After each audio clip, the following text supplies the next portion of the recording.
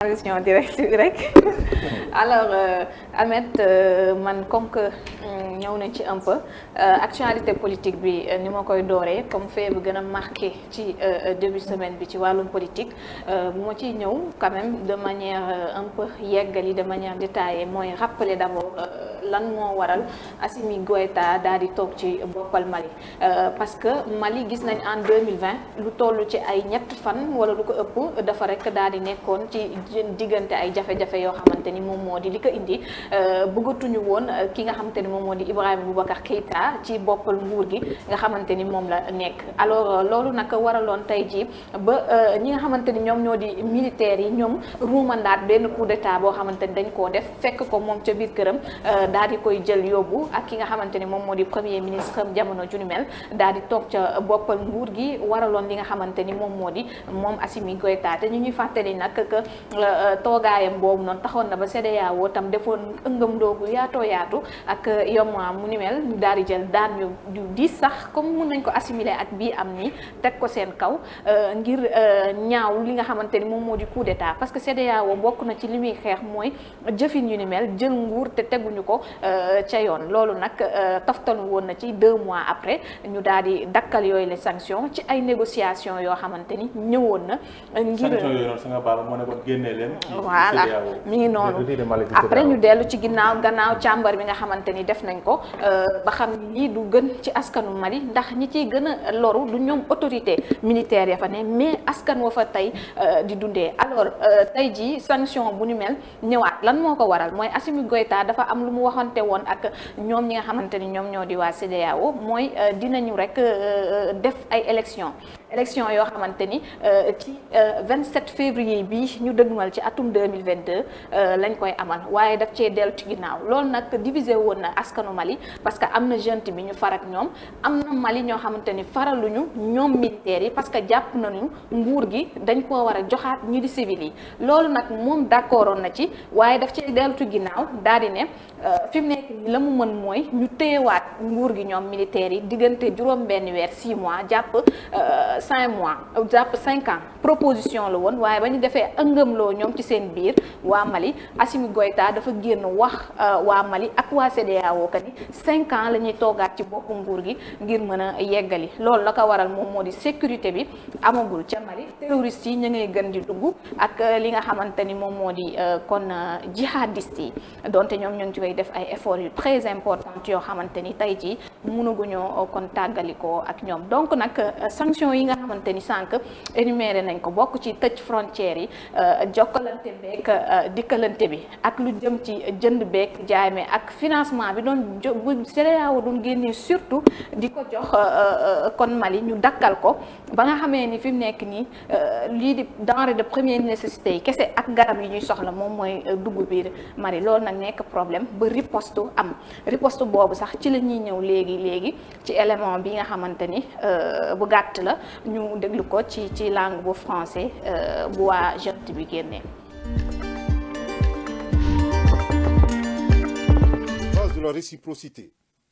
le Mali décide de rappeler ses ambassadeurs accrédités dans les États membres de la CEDEAO et de la fermeture de ses frontières terrestres et aériennes avec les États concernés. Le gouvernement du Mali regrette que des organisations sous-régionales ouest-africaines se fassent instrumentaliser par des puissances extra-régionales aux desseins inavouables. La base de la réciprocité. Alors nous disons de manière simple et concrète, il y aura une mobilisation ce vendredi à Bamako, d'accord? Les Maliens sortent dans la rue à l'appel du mouvement Yerémolo et nous appelons au soutien de ces derniers. Et le 22 janvier, nous le disons, le 22 janvier, tous ceux qui le peuvent, je répète, tous ceux qui le peuvent, se mobilisent en Afrique francophone et dans la diaspora,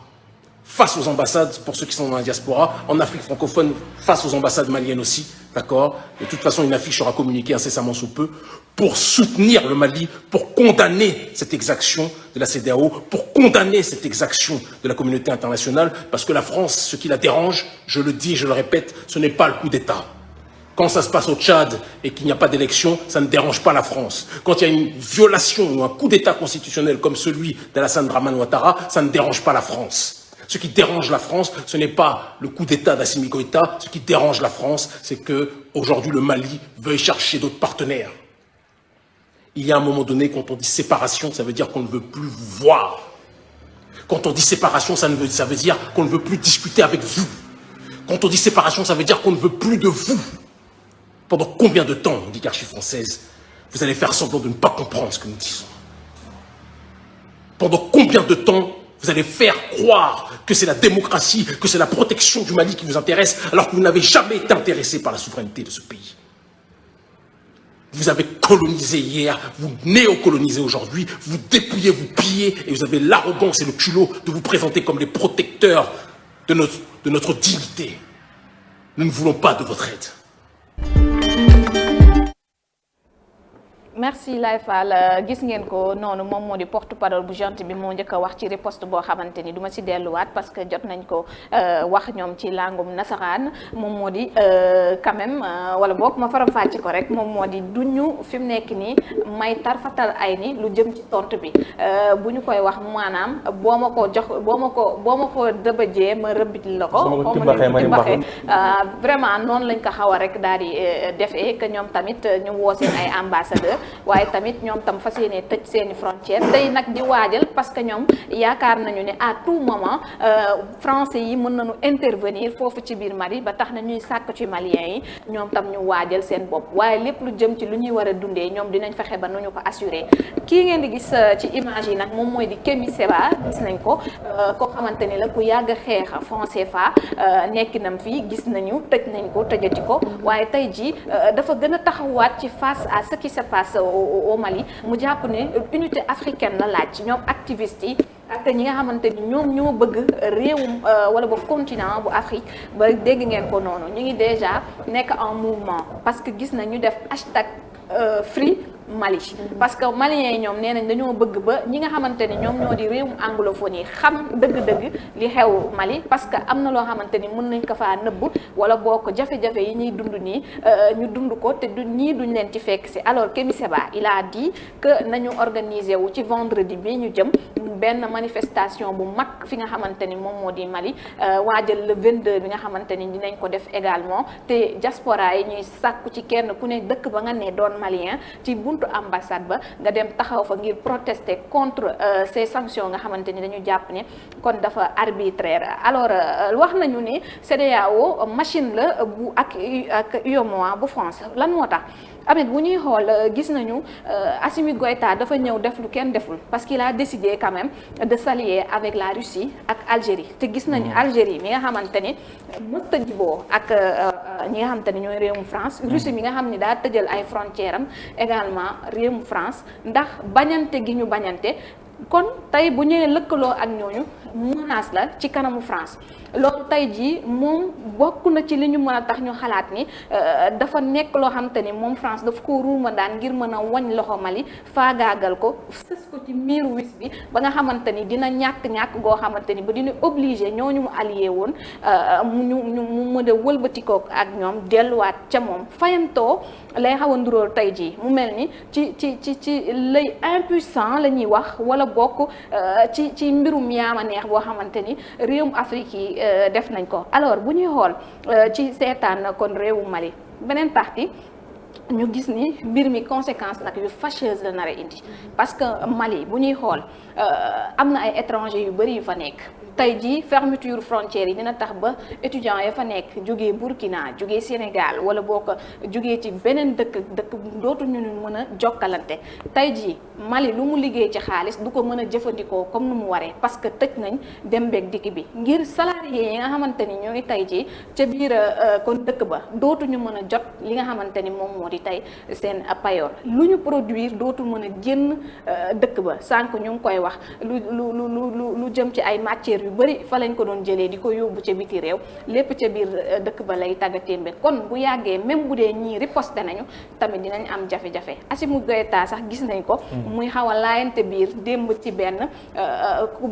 discours à la nation bu mu def di woowaat CEDEAO ngir mu dellu ginnaaw ci décision bii nga xamante ni mi ngi jàpp ni ñoom dañu foog ni ñoom lañ ci faagaat faagaagal waaye askanu Mali tey jii ñoom ñoo ci pâtir tey bu ñu xoolee également fi nga xamante ni moom moo di kon réewu Mali li nga xamante ni kon yàgg nañ koo jokkalante ci wàll wi ñu taxawoo leen lu ni mel France dafa mel ni da koy xaw a pousse ko mu am indépendance am bu mu bëgg Assimi Goïta nekk na koo xamante ni dañ koy xaw a woowee l'homme du changement parce que li mu bëgg dëgg-dëgg mooy lépp li ko tëkkaleeg ñi nga xamante ni ñoom ñoo di francophonie mu dagg te jox na ko opportunité quand même mu génn carrément ci CEDEAO te bu génnee dina créer monnaie boppam xam nga ñu fiy wax monnaie locale tey jii bis buñ ko defee ñi nga xamante ni ñoom ñooy ñàkk tamit dinañ ci bokk ñoom ñi donc ñu ngi koy pousser ci foo xamante ni yaakaar naa su fa demee surtout comme Assimi Goïta ni mu ko waxee buñ ko maintenir immédiatement ñoom ñu fekk si leen fi rek am na loo xam dina ko yàq ci wàllum géopolitique. Effectivement Aïda parce que tey jii nii da nga wax lu am solo muy Assimi Goïta mi nar nekk ki nga xam te ni moom mooy nekk kiy déclenché tey jii Afrique yeewul boppam Afrique bëgg a demal boppam parce que gis nga présence su armée française bi ca Mali yokk lu dul andi fa ay problème andi wu fa ay saafara raison pour laquelle le gars il a bien compris bëgg leen faa retirer andi Wagner moom mooy ñi nga xam te nii ay forces spéciales la ca réewu Russie nekk ñu nga xam te nii ab armée privée la ñu ñëw fa ngir gérer li nga xam moom moo nekk ay matériels yu sophistiqué nga loolu noonu moo métti Macron ak ñi moo ak ay armes loolu moo leen teree nelaw loolu moom moo tax bés bu yàlla sax seen xol bi di baax te mënuñ ci dara gis nga man dama bëgg ñu laajte Afrique ñoo moom suñ bopp wala tubaab ñoom ñooñu moom quoi lan moo tax ñoom à chaque fois ñoom ñooñu bëgg a imposer li nga xam te ni moom moo nekk seen loi wala seen i droit mais qu'est-ce qui se passe ñun duñu am suñu fulla ak suñu fayda ak bopp ne leen hey yaa xayte del den seen yoon nekk leen ci li nga nekk gis nga Goïta mi Macky Sall ak ñi mu àndal ñëpp dañu war a am fulla ak fayda suivre ay paam parce que kii nii man dama jàpp ne surtout pas Goïta sax mais tey ji exemple Goïta Doumbouya jëlee exemple Thomas Sankara ay jamono. dañ ko faagaagal parce que ñoom maanaam idéologie bi ñu andi arrangé wul ñi nga xam ne ñu nekk tubaab te tubaab yi am na benn affaire seen i jeu instant nit ñi ñoo ngi koy comprendre. barki des mondial Burkina Faso bi fa armée française bëgg a dugg nan lañ leen def. dañ leen a ne du leen dugg ñëpp di ko gis dañu baare dëkk bi ne leen yéen waa armée française du ngeen dugg su Burkina Faso ki nu mu tuddati sax